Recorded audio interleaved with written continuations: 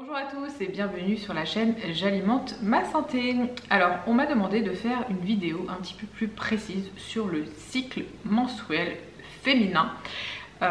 Quelles étaient en fait les choses à savoir, éventuellement comment s'entraîner en fonction de son cycle, quels sont les aliments en fait à privilégier en fonction du cycle hormonal.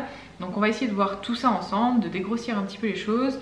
On va essayer de parler un petit peu de contraception aussi parce que ça vous intéresse. On va commencer déjà par reconnaître en fait le cycle tout simplement parce qu'il y a beaucoup de femmes qui ne savent pas, qui n'ont pas été éduquées à ça, qui ne connaissent pas en fait quel est le premier jour du cycle, le dernier jour, le 14e jour, etc. Et à quel moment on ovule, à quel moment on a ces règles. Donc moi déjà ce que je vous préconise c'est de prendre une application. Moi j'ai une application sur mon téléphone qui est très bien et qui s'appelle, je vais vous dire ça tout de suite, Mon Cycle. Voilà, je vais vous mettre ici l'application que vous allez trouver sur Apple Store et qui est gratuite. Donc sur cette application, vous allez pouvoir noter en fait le premier jour de vos règles qui correspond au premier jour du cycle. Donc vous notez, en fait vous cliquez et vous allez avoir les jours qui s'affichent en rouge. En général, ils vous donnent 4 jours de règles, plus ou moins en fonction des femmes. Ça va durer peut-être moins longtemps ou plus longtemps. Donc on est toutes différentes là-dessus. Donc ça va être le premier jour. On estime qu'un cycle régulier, naturel d'une femme dure environ 28 jours à peu près, donc dure 4 semaines. Donc à partir du moment où vous avez vos premiers jours de règles, vous savez à peu près quand est-ce que va terminer votre cycle et quand est-ce que vous allez de nouveau avoir vos règles. Avec cette application, en fait, il vous calcule approximativement en fonction du nombre de cycles que vous avez eu dans cette application. Il va déduire en fait combien va durer votre cycle et il va vous prédire vos prochaines règles. Vous pouvez aussi rentrer plein de choses et rentrer votre ressenti. Donc vous pouvez appuyer sur le petit plus qui est au milieu de cette application et dire si vous avez eu par exemple des relations sexuelles non protégées, si vous avez été joyeuse, paisible, énergique, si au niveau de vos symptômes tout va bien ou si vous avez des crampes abdominales, vous avez des douleurs, au niveau des écoulements, si vous n'en avez pas, peu, beaucoup de saignements. Voilà, donc vous pouvez renseigner en fait plein de choses sur votre cycle et puis revenir pour voir aussi sur le cycle précédent comment ça s'est passé, quelles ont été vos douleurs, vos sensations sur votre cycle. Donc moi je trouve cette application vraiment très bien, très intéressante. En plus elle va vous indiquer aussi à quel moment vous allez commencer à être fertile. C'est-à-dire que normalement vous ovulez à peu près le 14e jour du cycle. Donc premier jour des règles, premier jour du cycle, 14 jours après, normalement, vous ovulez. Sachant que ce n'est pas le jour de l'ovulation forcément où vous êtes fertile, vous y êtes, hein, ça c'est quasiment sûr et certain, mais vous y êtes aussi les jours d'avant. Parce que en fait les spermatozoïdes peuvent rester un certain temps en fait dans votre col et du coup attendre patiemment que l'ovule arrive et le féconder. Donc faites très attention aussi, c'est pour ça que dans l'application il vous donne le jour en fait de votre ovulation et il vous donne à peu près 4 jours avant l'ovulation, il vous marque à risque. Donc vous savez qu'à ce moment-là il faut avoir des rapports protégés, c'est très important et vous pouvez être encore à risque 2-3 jours après. C'est pour ça qu'en moyenne vous avez une semaine totale sur les 4 semaines où c'est une semaine à risque où il faut vraiment vous protéger si vous ne prenez pas de contraception. Donc comment vous pouvez reconnaître que vous ovulez? Alors chez certaines femmes il y a des symptômes plus ou moins intenses, ça dépend. Il y a des femmes pour qui ça peut faire mal au sein, il y a des femmes qui ballonnent. Moi par exemple, je sais quand j'ovule parce qu'en fait j'ai mon ventre, pouf, il fait directement un petit ballon comme ça et je sais que j'ai mon ovulation qui arrive. Ensuite vous avez l'observation de la glaire cervicale, en fait vous avez une espèce d'écoulement au niveau du vagin qui va être un peu comme du blanc d'œuf en fait, hein, c'est une espèce d'écoulement, donc ça c'est normal aussi, c'est signe en fait que vous ovulez et ensuite vous allez avoir la température qui va être un petit peu plus élevée au moment de l'ovulation, donc vous savez aussi que vous ovulez.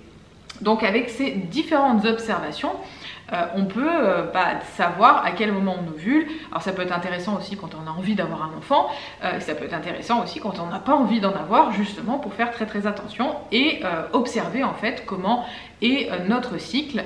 Alors attention, on n'est pas non plus réglé comme une horloge 14e jour pour tout le monde. Il y en a qui ovulent le 12e, le 10e, le 13e, le 14e ou parfois le 16e ou le 17e. Hein, donc il y a une grande plage, on va dire, un gros point d'interrogation pour chaque femme, on est toutes différentes. Il y a des femmes, hélas, qui n'ovulent pas, qui n'ont pas l'énergie en fait pour ovuler, qui ne mangent pas suffisamment ou qui ne mangent pas suffisamment de graisse aussi. Donc on peut observer la non-ovulation chez certaines femmes et c'est pour ça qu'il y a beaucoup de femmes qui n'arrivent pas à tomber enceinte. Et ça pourrait être un autre sujet. Donc déjà voilà, vous connaissez comment fonctionne le cycle de la femme.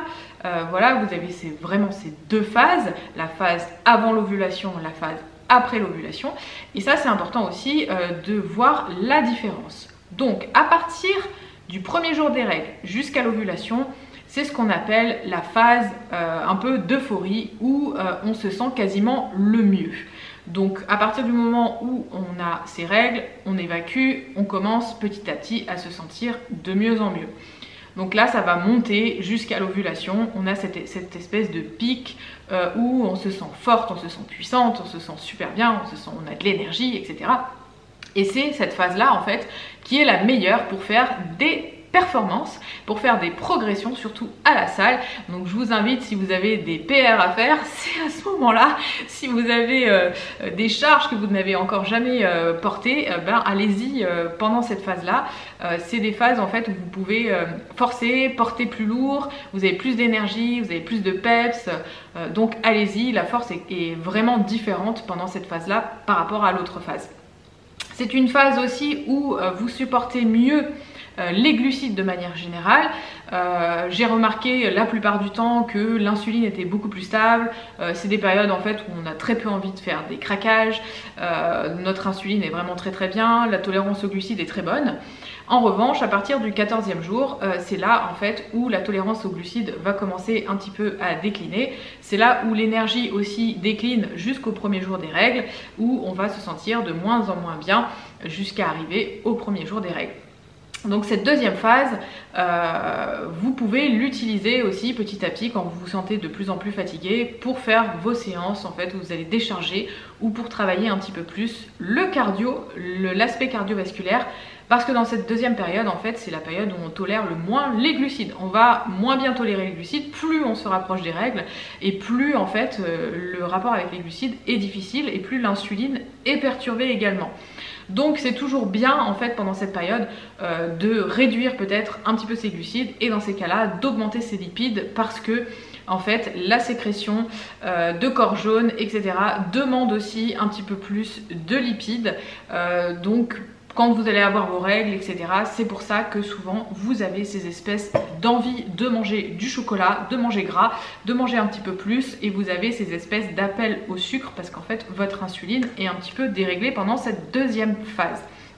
Donc allez-y un petit peu plus sur les lipides, diminuez un petit peu vos glucides, vous pouvez également augmenter un petit peu vos protéines pour augmenter aussi vos niveaux de satiété pendant cette deuxième période. Ça vous fera énormément de bien. Donc faites un petit peu plus de cardio qui va utiliser aussi un petit peu plus vos sucres, qui va vous permettre de réguler votre insuline et votre glycémie. Si vous voulez en savoir plus sur ce sujet, sur l'insuline et la glycémie, j'ai fait une formation spéciale sur les hormones où vous avez tout qui est hyper bien expliqué. Vous avez tout en lien sous la vidéo si vous voulez en savoir plus. C'est une formation que j'ai faite qui s'appelle Mincir avec ses hormones. Si vous avez des problèmes de poids, des problèmes d'insuline, etc. Franchement, c'est une formation qui est faite pour vous. Voilà pour cette petite parenthèse. Donc, je pense que je vous ai bien détaillé en fait le cycle hormonal de la femme de manière générale. On va faire un petit point sur la contraception. Je sais que c'est un point qui est assez difficile pour certaines femmes de trouver un moyen de contraception qui est fiable et en même temps qui n'est pas dangereux pour la santé, hein, parce que vous savez mon avis sur la pilule. Après je ne vous dis pas ce que vous devez faire et ne pas faire, mais je vous donne juste mon avis. Pour moi la pilule c'est pas quelque chose qui est sain pour la santé. Éventuellement on a l'option des stérilés, attention, pas de stérilés à hormones, hein, parce que ça aussi c'est pas bon. Les implants sous la peau, c'est pareil, c'est des hormones, c'est pas bon. À un moment donné, le corps en fait va se dérégler et vous allez avoir plein de problèmes de santé. Donc évitez tout ce qui contient des hormones de synthèse et prenez des méthodes plutôt naturelles. Donc éventuellement un stérilet au cuivre pour certaines personnes qui ne sont pas trop sensibles à ça, ça peut faire l'affaire. Vous avez aujourd'hui des petits stérilets aussi qui sont faits pour les femmes qui n'ont pas encore eu de grossesse. Ensuite, bon, vous avez bien sûr la pilule, hein, donc là vous savez mon avis sur ce sujet. Et ensuite vous avez la possibilité de l'observation en fait de votre température, de la glaire cervicale, etc. pour savoir un petit peu à quel moment vous ovulez et pour éviter de tomber enceinte. Et après vous avez les moyens de contraception qui sont quand même fiables et qui sont pas problématiques pour la santé, hein, les préservatifs, etc. Voilà, que vous pouvez utiliser aussi dans ces phases qui sont à risque voilà, pendant cette fameuse semaine, si vous arrivez à peu près à calculer vos cycles et à prévoir d'avance à peu près quand vous allez ovuler, si vous avez des cycles qui sont plus ou moins réguliers. Et après vous avez également des moniteurs en fait qui vous prennent la température, qui vous calculent automatiquement quand est-ce que vous allez ovuler et quand est-ce que sont les zones à risque.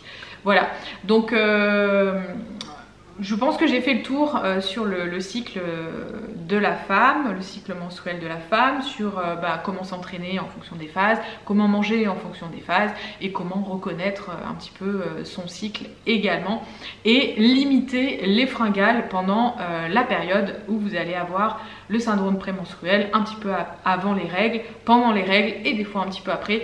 En fait, il y a cette grande phase aussi qui peut induire et provoquer en fait des craquages alimentaires ou des troubles du comportement alimentaire ou des envies de sucre ou des envies de chocolat. Donc c'est tout à fait normal. De toute façon, dites-vous une chose, quand vous êtes dans votre cycle, vous avez besoin de plus de calories. Donc n'hésitez pas à monter volontairement aussi vos calories pendant cette période-là. Votre corps en a besoin.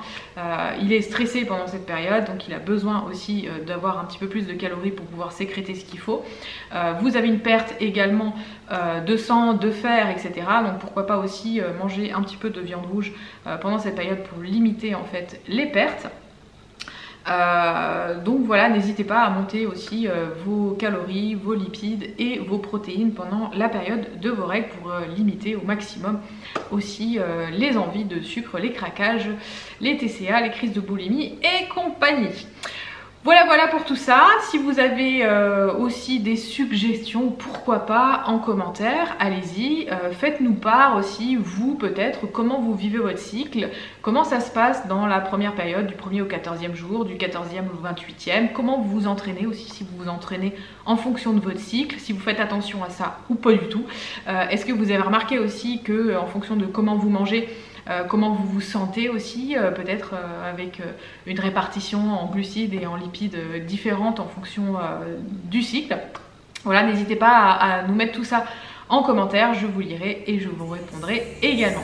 Voilà, c'est terminé et je vous dis à très bientôt pour une prochaine vidéo. Ciao!